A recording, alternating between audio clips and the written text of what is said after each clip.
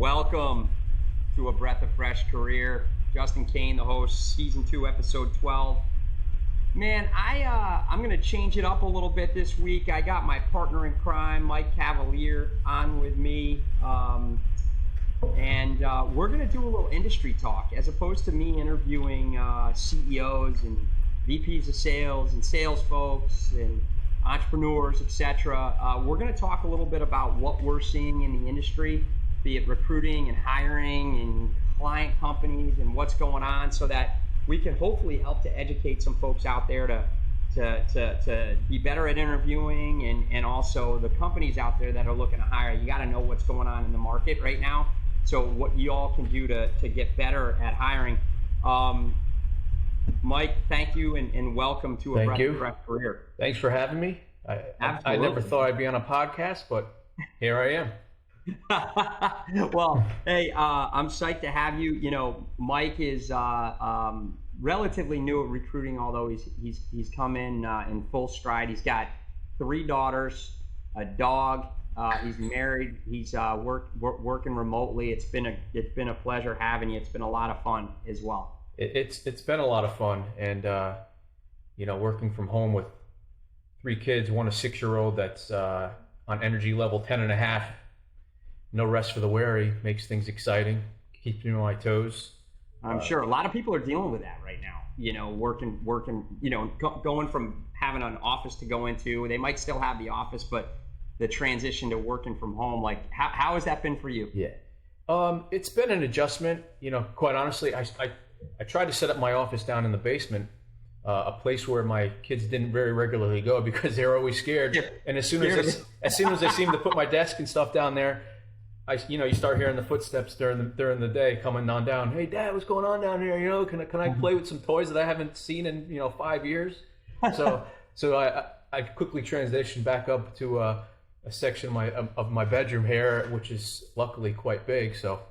But yeah, no, it's been good. I mean, I have no complaints, and I think we've all kind of adjusted to the times and found ways to be effective and efficient in the kind of strange COVID environment that we've been dealing with. You're a lot like I am with regards to being on calls all day, right? And I'm the walk and talker. Like, I get up and walk. How the heck do you not look at that bed and be like, oh man, I'm freaking just gonna get back under the covers here for a little bit? No. It hasn't happened yet, knock on wood. But yeah, no, I tend, now that the weather's nice, sometimes I'll open the back door here and go out on the deck and have some conversations while out on the deck. But no, luckily I haven't passed out yet. Yeah, well, you know what? I'm a big proponent of the 20-minute afternoon nap to reset things. So, there have been days where I lay on the carpet to pet the dog and wake up 20 minutes later feeling like it's a new morning, it's a new day. And you know me as a morning guy, I am raring to go every single day. That and the 3 o'clock, was it matcha?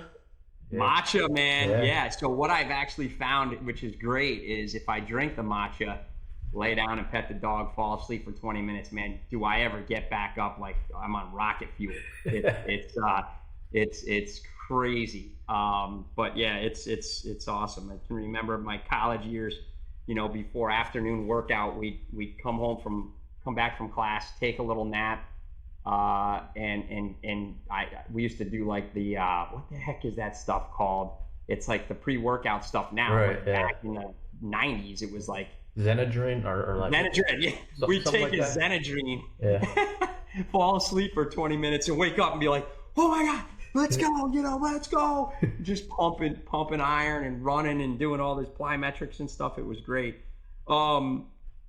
Just going back to this, industry talk, man, I want to share what we're seeing out there in the industry, and I want to do it from both sides of the perspective, like from a candidate, who is interviewing with companies, client companies, our clients, and from a client perspective, and you're on the phone and in email conversations all day, every day with the same folks I am. Couple things that I jotted down a couple notes here with regards to candidates, and the first thing that everybody listening right now has got to know is that it's a candidate-driven marketplace. For anybody in our industry, recruiting, as well as the client companies and candidates alike. This has got to be the most aggressive candidate-driven marketplace I've ever experienced in, over 15, coming up on 20 years of recruiting experience. There are some things that I want to point out, and I'd love you to add to this as well, that I think are really important for candidates to understand about a candidate-driven marketplace, even though they're getting reached out to by, handfuls of companies at any given time, and interviewing and in cycles, multiple cycles, and could potentially have multiple offers. The first thing I'm going to say is that a candidate-driven marketplace for candidates, it's a very positive time for candidates. But that doesn't mean that you can kind of let your guard down. Okay, you still have one chance to make a first impression. People, I talk to people and I'm like, so, I know these calls, they're all about timing. Where am I catching? Oh, I'm always open to hearing about opportunities. Are you interviewing anywhere right now? Yeah, I'm interviewing at a couple places. We talk about companies that we're working with, and they're like, yeah, I'm interested. I'd love to interview those guys. Okay, send me your resume. Well, I don't really have a resume. I'm just going off my LinkedIn profile. You can't do that, you guys. You can't do that. You need to make sure you're putting time into your resume. Right. I can't tell you, there's been a lot of instances as well where you do get a resume and you get it and the formatting's all jumbled up. There's typos. It would just be unacceptable to send this on because right off the bat, they don't have their current role listed. They send you the old resume. Guys, take time, put time into your resume. I'm going to go right back to one of my college professors in 1998. They said, when you graduate and you get a job, always keep your resume updated. They weren't joking. It's the same in 2021 as it was in 1998. So you need to make sure you're constantly keeping the resume updated, for sure. Yeah, I totally agree. And, that's step one in the process. And if you've already sent on a resume that's all screwed up, you've already denied yourself the opportunity without even, you might be the best candidate there is, but you've already denied yourself the opportunity because, you have a resume that's not up to par. So, yeah. And you do, and that really is kind of like the first impression people are looking at. And people are looking at a lot of them. It's interesting going kind of with the resume and not, in the fact that they need to put time into it. The other thing I'm noticing is that candidates are talking to so many companies right now. Okay, I was working with a candidate that had 5 different opportunities. We thankfully placed them with one of our client companies, but they had 5 different opportunities, which is a lot. And I noticed that with many other candidates, not with her specifically, but with many other candidates, they're like, hey, I'm so busy right now. I'm working a full-time job and I'm interviewing at 5 different companies. So they're not taking the time to do the research. They're not taking the time to do the prep work. They're essentially coasting through because they know that the client companies are the companies that want them. That doesn't mean that you should not do your homework and your research. And this is all very, very simple, basic stuff, but you got to do your homework. Right. You got to know who you're talking to. You got to know where they've come from. You got to know who their boss is, where they've come from. In our case, because we're helping to build enterprise software companies, what the technology does, how it works, the competitive marketplace. I mean, they need to spend the time. Are you seeing that as well, by the way, in some of the processes that you're running? Yes, they're almost taking it for granted because it is a candidate-driven marketplace. They feel as though they can be a little lax, more so than they would in the past, or that's exactly it. Not taking the time to do the little things, and they still matter. Candidates hear it all the time. I've heard it 1,000 times. Do some research. It might separate you from another candidate, but people generally sometimes don't do it, and it's pretty surprising. And it's just that little thing that you can do to it's just another box that you can check to make sure that you're gonna essentially set yourself up for success here in the process. It's almost like you've got a specialty car, right, that you want to sell, and like they're really, really hard to get, and there's a lot of people kind of coming, or the housing market right now, right? The housing market's crazy in terms of the cost of homes, right. And there's really very little inventory out there. So you go to sell your home, you know, and you have 4 or 5 different people looking at your home, throwing bids out there. Man, you take care of your home, right. You know, the place looks mint. You're going to get even more for your home than you would if you didn't take care of it. Right. You know, I mean, like very little, like the little things do matter, and they matter in interviewing right now when it comes to these companies wanting you, because that's going to determine your value.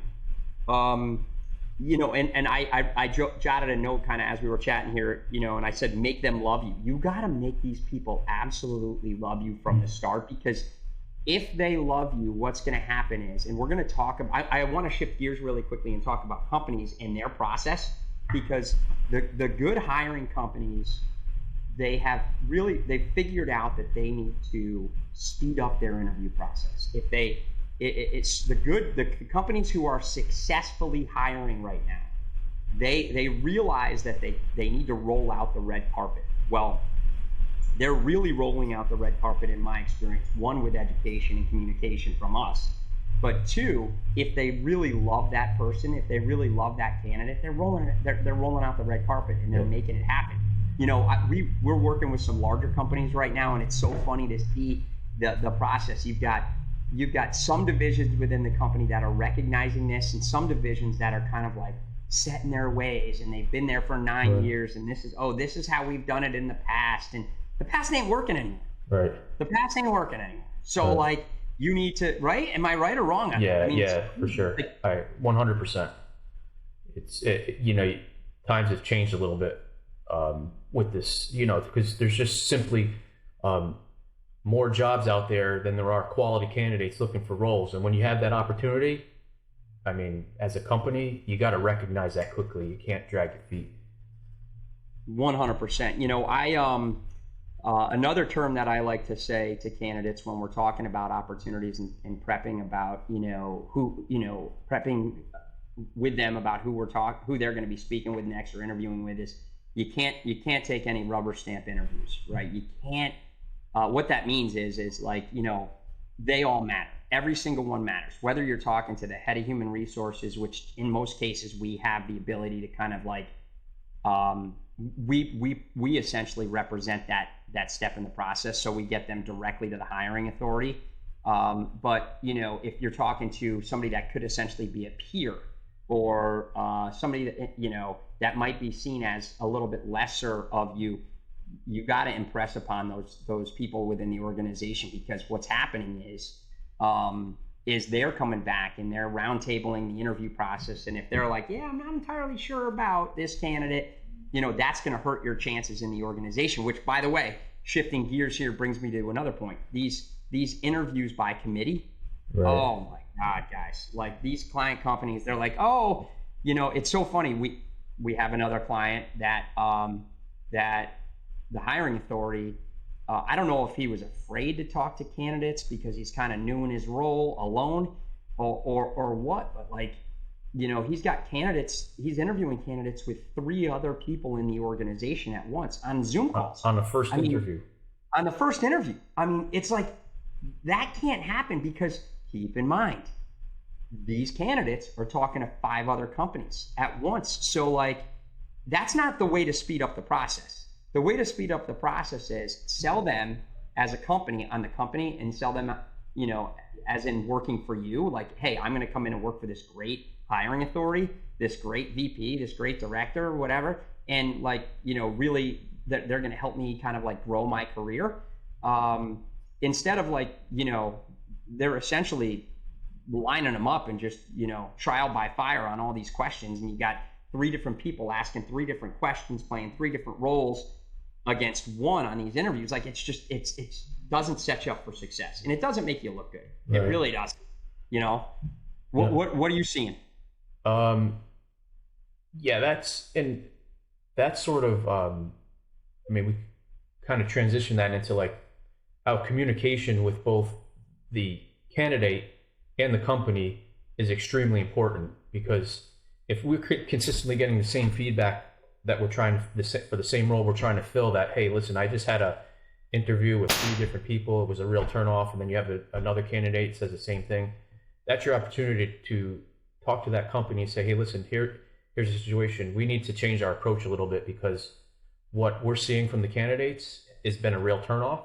So it's creating an extra hurdle and an extra challenge that, quite frankly, in this market, we can't have.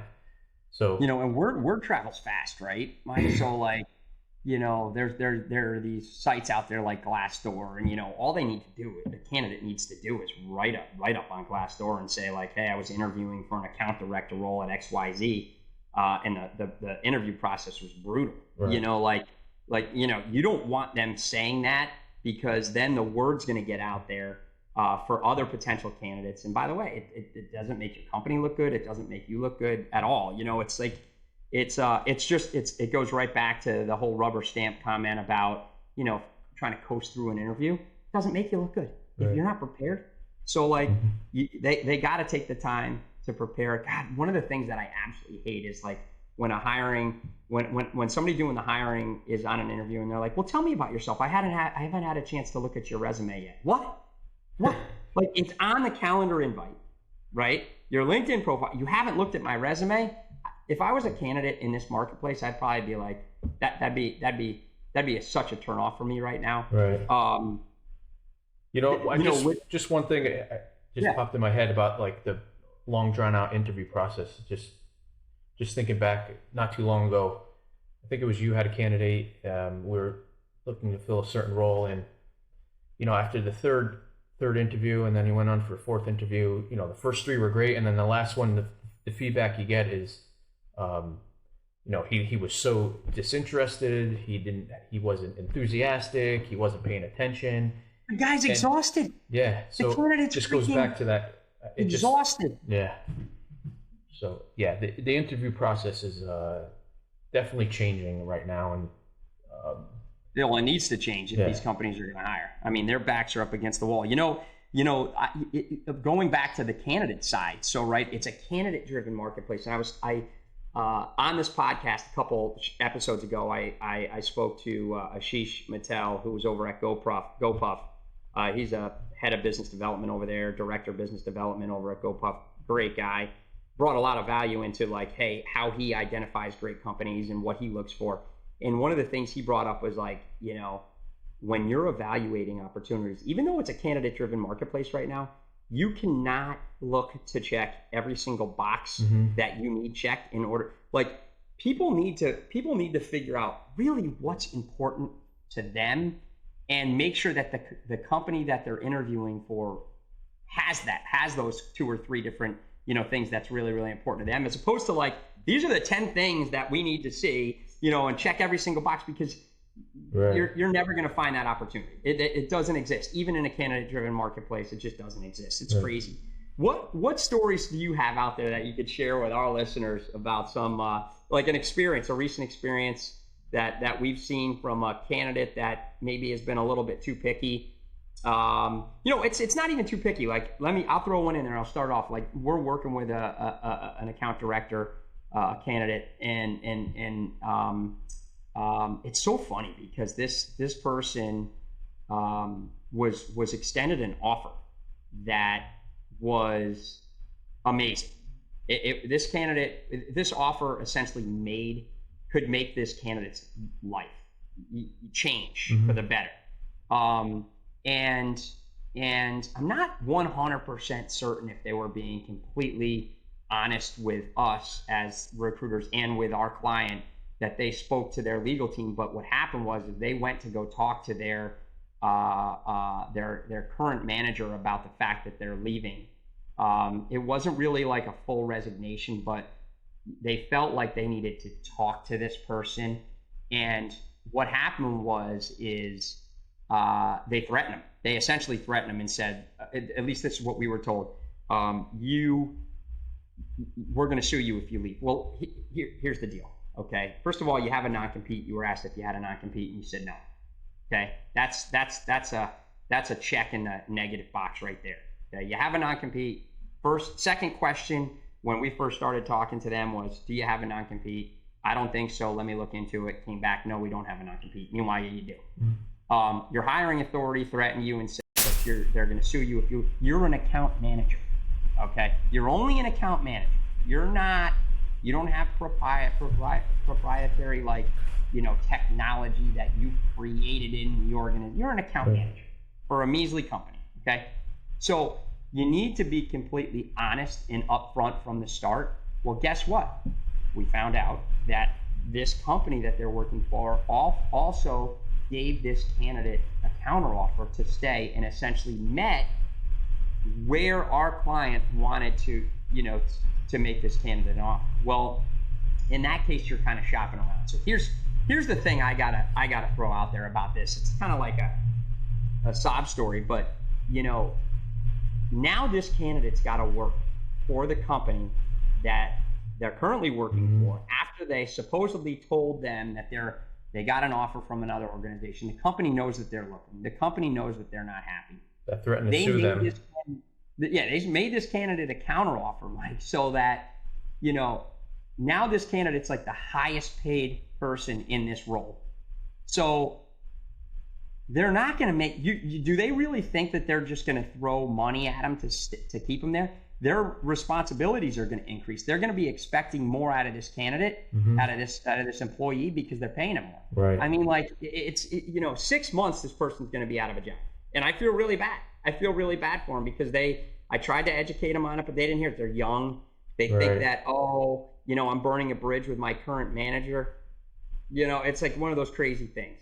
Yeah. I think in general, a counteroffer is probably not a good idea in most circumstances. I'm not saying it can never work out, but I think there's more, the negatives outweigh the positives for sure.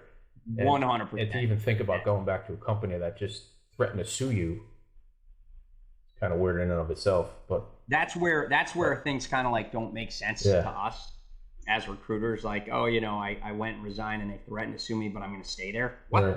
What are you talking about? So the funny thing is for this one candidate,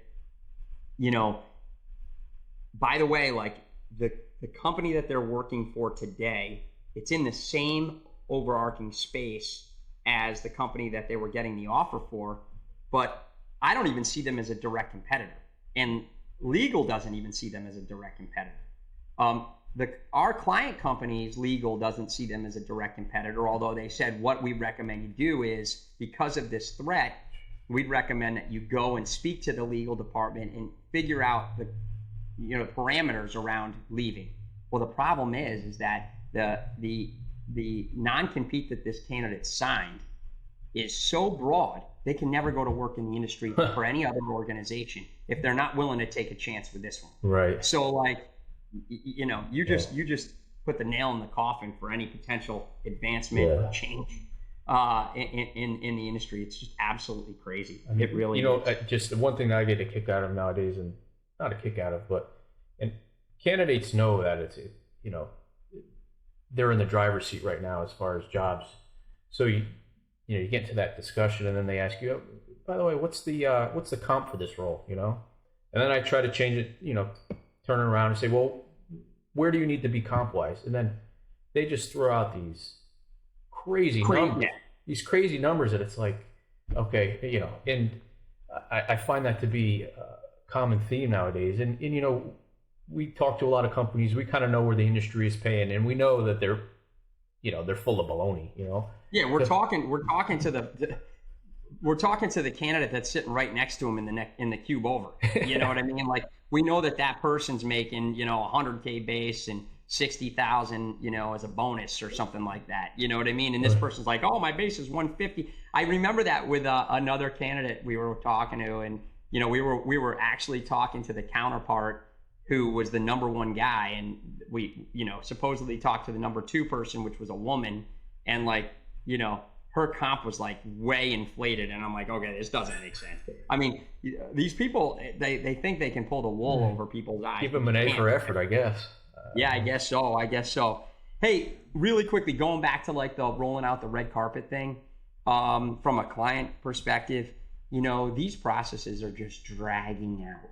Okay, they're just dragging out. And the problem with the process from a company hiring and the process dragging out. The problem with it is that the other companies that are moving faster, having more short, concise interview processes, and I use the word concise and decisive, right? They're very decisive on who they have in the process. Those are the ones that are getting the candidates. Right. So if you're questioning things at all and you don't know what the next step in the process is, you're lost. Yeah. You're lost. You just lost the battle right there. Yeah. What I mean, we've had discussions with a couple companies that have,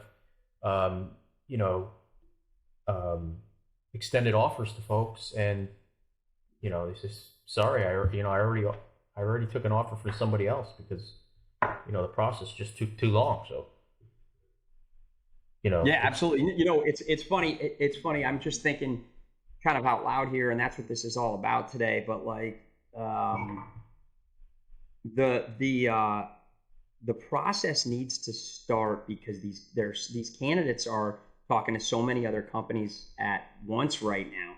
The process needs to start by the client, by the opportunity, selling the candidate. Mm-hmm. You need to sell the candidate on the company, the organization, the role, and the person that they're going to be reporting to. It's funny. I got a CEO. I consider him a friend of mine. I haven't had him on the podcast yet, but a friend of mine. Actually, I'm thinking about two folks, and I'll tell these stories real quick. But this CEO is a sales-minded CEO through and through. He's not a product guy. He'll be the first one to admit he's not a product guy.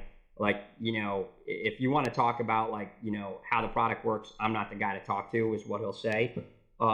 But this guy goes into the interview process selling the opportunity, selling himself, selling the future and vision of the company, kind of where they've come from, where they are today, and where they're hoping to go in the future. And he's doing it for one reason, because we are very good at delivering up candidates from competitors, direct competitors. And he wants these candidates leaving the interview process saying, This is a great fucking guy, okay? This is a great guy. This is a great technology. This is a great company. This company is on the uptick. Like, I know where they're going.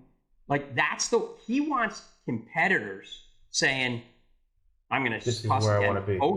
Oh shit, like this company, I better watch out for these guys. Right. And undoubtedly, these candidates are coming back saying, Tanner, get me a job with this guy. Like, I can see what this guy touches turns to gold. And that's the way every single interviewer needs to treat this process. It's absolutely imperative, right, that they are selling first, okay? Because you need to sell the candidate on the opportunity. If you start off just grilling the candidate with questions like, what's the average CPA out there today? How large are your deals? Let me write that down. How many deals are you closing per year? Like, what's your quota? Like, dude, what are you, Big Bird? Like, come on. You know what I mean? Like, this fucking Mickey Mouse here. You know what I mean? It's crazy. And the other thing I'm going to say to you is that from a client company perspective, oh my God, this is huge. I got this VP of sales. He's a buddy of mine, although I haven't talked to him in a while. He's up in Canada. This guy is hired for some really, really large companies. Great, very, very much growing organizations. He's in the data play right now, data technology, data analytics, etc. And one of the things he always does is he takes the opportunity to reply to thank you notes that candidates write. Every single one of them. Every single one. It's crazy. Replies all. Mike, equally so, great to speak with you. And they're not templatized. He takes literally the 3 minutes out of his life to write to reply to the thank you note. And the other thing I'm going to say is he's completely transparent. He might say something like, "Hey, Mike, it was really, really great meeting you. I really appreciate the time that we spent together. But during that time, I realized that I don't think it's best for you at this time to join our organization, and this is why." My bulletize brief. But I think candidates appreciate that. They don't want to be strung along. Dude. They don't want to be. They don't want to go to second, third interview. Talking to 5 other companies, so they want to actually, check off like this company is a company that I want to go work for and have a chance with, or this company's not one. So let's bow out gracefully. Right. It's crazy, dude. I'm telling you right now, it works very, very well to reply. So many folks don't reply to thank you emails. That it's like I gotta nudge people and be like, yo, Mike, reply if you really like this candidate, reply back. Yeah. And then they're like, oh, it's a good idea. Like, you didn't think of that. So these long, drawn out, very picky group interviews, excessive interviews, they gotta go. Right. You have to be very decisive. Yeah, it's huge. The other thing I want to just throw out there is the Swiss Army knife job, the utility knife, right? The utility player position that people are looking to fill. The unicorn. Oh, the unicorn, a pink squirrel, right? Yeah. Pink squirrel is a funny one. I never seen one. Have you seen a pink squirrel? I don't think so. Black squirrels are making a comeback around this area. I don't know what the hell's going on, but I want to say for like every 5 or 6 squirrels, I see a black one now. They're pretty cool. Interesting. I haven't come across one of those yet. The Carolinas. Okay. I think they're coming up. I was Googling it because I'm like, what's going on? Like a raccoon squirrel kind of thing? I think they're like a darker face. I don't even know. They're regular squirrels. They're just black and they're super. They battle with the gray squirrels. Like, it's legit squirrel war. Survival of the fittest. Yeah, exactly. It's crazy, but yeah. So anyway, let's talk about the unicorn or the pink squirrel position. Guys, and ladies out there who are hiring, you can't have your cake and eat it too. You need to determine exactly what you're looking for, what is important. Is it a sales role? Right. Pick a couple things that are most important to you and go with those. Exactly. Is this a new business sales role? Yes. Then you can't have account management qualities in these candidates. Or, it's so funny. It's like the VP of sales. I'm looking for a VP of sales. Okay. Is this a VP of sales? Is it truly a VP of sales, or is it a sales role? Oh, no, it's a VP of sales. And then the first question they ask in the interview is like, tell me about your contacts. What? That's not what we're talking about here. It's funny. I got an e-commerce role that I'm looking to fill. They're looking for somebody to, fill an e-commerce position. Actually building out the e-com division of the organization. And you can't have e-com. You can't have revenue. You can't have all these other things tied to, hey, buddy, how are you? You going what? You going up? That's on both sides. Cool. All right. Have a good day. Hey, working from home. There you go. We were talking about that earlier. 14-year-old kid going to Lake Compounce needs his passes. Yeah. I printed them out for him. There you go. These kids, they just blow in. You know what I mean? It's like Kramer. They don't know.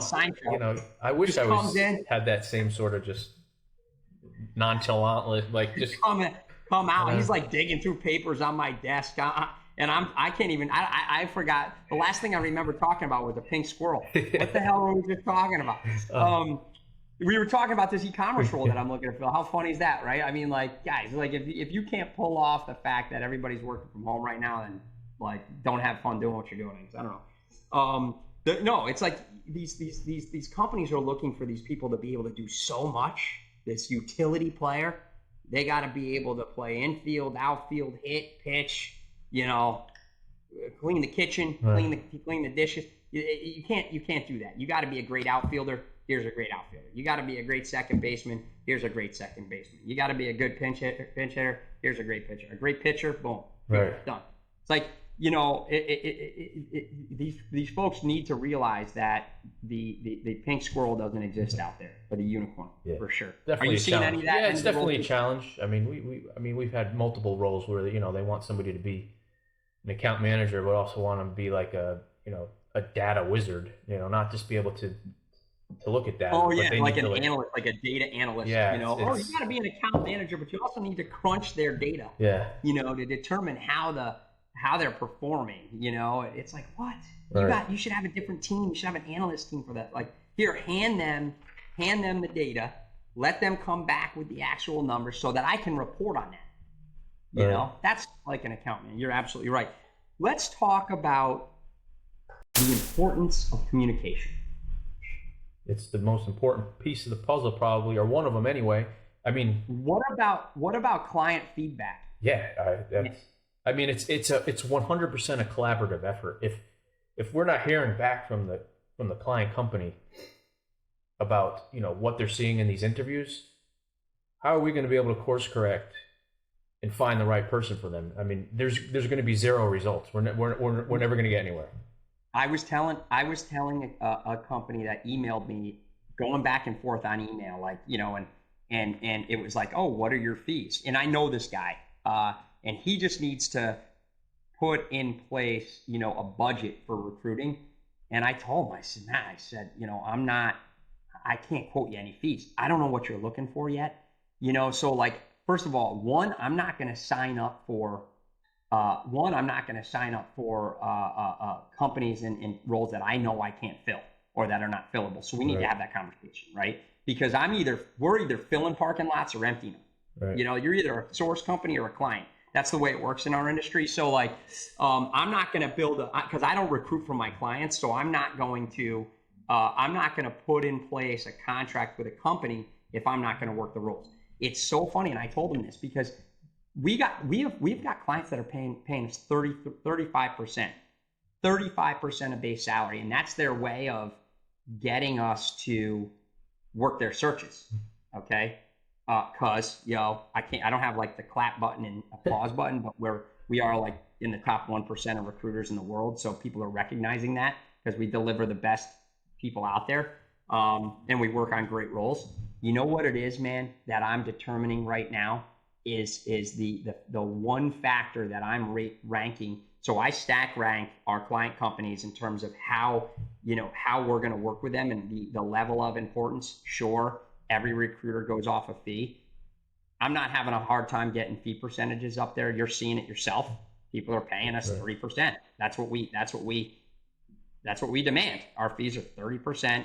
I think the average fee on my desk right now is 27.6% of first year base salary, meaning we have some clients that are paying us 30, north of 30, and some clients that are paying us maybe a little bit less. I'm not going below the 27.6% because we don't need to right now. Right. Companies are willing to pay us 30, but where I'm really determining whether or not this is a priority search for us is the communication. It's the feedback that we get back. Are the client companies willing to debrief with us after an interview? If they're not, we're not working. I'm not working the search. Yeah. I'm not wasting the time because they're not willing to put the time in to get back to us to let us know what they think. And it's not just like, oh, we're going to pass, right, or we're going to set up next steps. Great. Why? Like, let's talk about why. What did you like? What didn't you like? You know, what works? What doesn't work? You know, like these are really, really, I've got like 30 questions I need answers for, you know, when I'm debriefing a candidate. You know, it's incredible. What are you seeing? Yeah, it's 100% collaborative effort. I mean, honestly, I don't want to put it this way, but it almost becomes a waste of time because we don't know what they want. And then at the same time, we get this impression that, okay, you know, they want to hire somebody, but they might not really need to hire anybody, you know, unless we absolutely find the unicorn or pink squirrel that we've spent X amount of hours trying to find. So, you know, that's not going to be a priority for me if we're not getting that collaborative feedback from them. It's just 100%. Yeah, absolutely. So that's really important. And by the way, it's on the candidate side too. Like if you're working with a candidate, we call them MPCs, most placeable candidates, right? Really, really good at what they do, very successful, you know, high earnings, at the top of their class in terms of like what they do, you know, have reasonable expectations in terms of a next role, willing to work with us. If these candidates aren't calling us, that's a telltale sign, right? Yep. One of the things when we talk to a candidate and set up an interview is we expect that candidate to call us after the interview so we can debrief. Man, if they're not calling us, you know what that tells me? They're not really interested, yeah. They're not interested. So it goes back both ways, from the client company perspective as well as the candidate perspective. Yeah. Are you seeing any other trends out there that we haven't discussed on this that people need to hear about? I mean, not that I can think of off the top of my head here as you put me on the spot, but no, I mean, I think maybe in an interview, I think I'm right now in the process, the feedback, I think maybe you've seen this too, but almost less is more as far as a candidate as well. I mean, answer the questions directly. Yeah, I think that's a lot of the times we're getting feedback, and I don't know why, but it seems more so now, but it's less is more, you know. People are talking too much. Yeah, I don't know why. I don't know why. I don't know what it is, but it just seems to be a trend right now. But I don't know. Maybe candidates are talking too much, right? They need to remember to keep this like 50-50. Right? Yeah. Good. Let's talk sales specifically. And going back to your point earlier, you know, it's also the opportunity for the company to sell you, right? Yeah, absolutely. And because of the market we're in. So if you're doing all the talking, then that opportunity is not going to exist. You know what's so funny is in this industry, these things are cycles, right? This is a candidate-driven marketplace. Guess what's going to come next? It's going to even out, and it's going to be really amazing in terms of hiring, because you're going to start to get more candidates looking towards the end of the year, after holiday, after like summer vacations and stuff like that. And you're also still going to have client companies that are like sick and tired of interviewing candidates because they've extended 6 offers and everybody's declined it because they move too fucking slow, right? So then they're going to say, okay, we got to shorten the process. We know what we're looking for after 6 months of trying to interview. We got this nailed down. We're going to have it's going to be an even keel thing, and then it's going to flip back to the other side and revert back to the other side where it's a client company driven market, where there are, because some clients have done a lot of the hiring. Then you know, by the way, with regards to the current situation in the economy, we could potentially hit another, you know, like mini recession, you know, where companies have to let people go. So you got a lot of really good people in the industry who are looking, you know, they're worried about, you know, not being able to close deals. Companies are looking, you know, and it's cyclical. So this is going to go up and down, but I'm going to tell you right now, from a candidate perspective, it's very, very high. From a client, from a hiring perspective, it's also very, very high, right? So you have candidates that are not willing to interview, but I should probably put that down low, right? So you've got very few candidates, you got a ton of companies looking to hire, and it's just going to go back and forth like this. You know, I do have a trend actually that just hit me, is I think culture right now seems to be very important to people. So, you know, in the interview process, use that as an opportunity to show your personality, be yourself, be enthusiastic, and don't be afraid to take the interview, you know, and be able to build. You got to try to build rapport with the hiring manager, and really, you know, maybe have conversations that are unrelated to the, you know, outside of it. Do you know what I'm saying? Like try to build rapport with that hiring manager to try to display that you're a right cultural fit, because companies, we're getting a lot of feedback from companies that we're looking for somebody, a good salesperson, but we also need somebody that is culturally going to work. You know, going right along the lines with culture and making a good first impression and listening, dude, 99% of these interviews right now are happening over Zoom. Mm-hmm. Don't do weird shit on Zoom. Fidget. Right? Yeah. Fidgets, if you got to fidget, you can't help it. You know, I'm talking about weird shit. So first of all, these virtual backgrounds are garbage. Yeah. Okay. You got like blurred out ears. People are looking at you like, what the fuck? Is this dude, is he missing an ear? What the? You know, that kind of stuff. Like there's this one person, this person, I did a Zoom. I'm not going to say he or she, but they had humongous glasses. Okay. Literally humongous glasses. They were a distraction. Okay. I'm like, you're going to start a fire. Like there's papers behind you smoldering from the sun going through these things. Dude, I talked to a client yesterday or 2 days ago. The dude had sunglasses on, and they weren't the glasses that when you walk outside and it's bright and they turn. Yeah. These were legit sunglasses. Like this guy was a rock star. And he was cool as hell. Don't get me wrong. He was freaking cool as hell and a vet, hats off. Thank you vets out there, and like, thank you for your service and everything. And I love this guy. He's great, and he's going to end up being a great client. But the fucking guy had fucking sunglasses on. And I'm like, I wear my sunglasses at night. Yeah, is this dude hungover? What's going on? Like, is it too bright for this cat? Like, well, why you got sunglasses on? I know it's cool, and you look cool, and you got the pencil beard and shaved eyebrows and stuff like that. That wasn't this guy, specifically. He did have a cool beard. I'm super jealous because I can't grow a beard. You, on the other hand, can grow a beard like over. You shaved this morning. I did. And you got a beard coming in. But I'm like, just don't do weird shit, man. If you're gonna have a background, by the way, Mike, yours looks good. It's just kind of like a white background. There's not too much confusing stuff. So if you're looking at this, if you're viewing this on YouTube, you use his as an example. I purchased desk rig. I got my background is legit. Like I could conduct a newscast right now through Garen Parkins at Desk Rig. You should check that out, deskrig.com. Not throwing a plug out for him, but I'm telling you right now, it makes a big difference. He can set you up with everything, and you need to make a good first impression here. And by the way, if you're doing presentations to clients as well, the customers of yours, you want to look unbelievable. So make a little investment so you look really good. But yeah, virtual backgrounds got to be a thing of the past because they are awful. Don't do weird shit. Don't have big ass freaking awkward glasses. Have normal glasses. Palm trees blowing in the background. The distracting like window with people walking around in the background, or like ceiling fans, or like that one light going on. Like, dude, what? Like, come on, get yourself on a clean background, and there's tons of I just said one, Desk Rig, from a technology and platform perspective. Like, you could just invest a little bit of commission that you just made on a deal is going to go a long way in future deals. What advice do you think you could, if you had to throw out like a little bit of advice for both candidates and clients, client companies to wrap up here? Throw out some advice.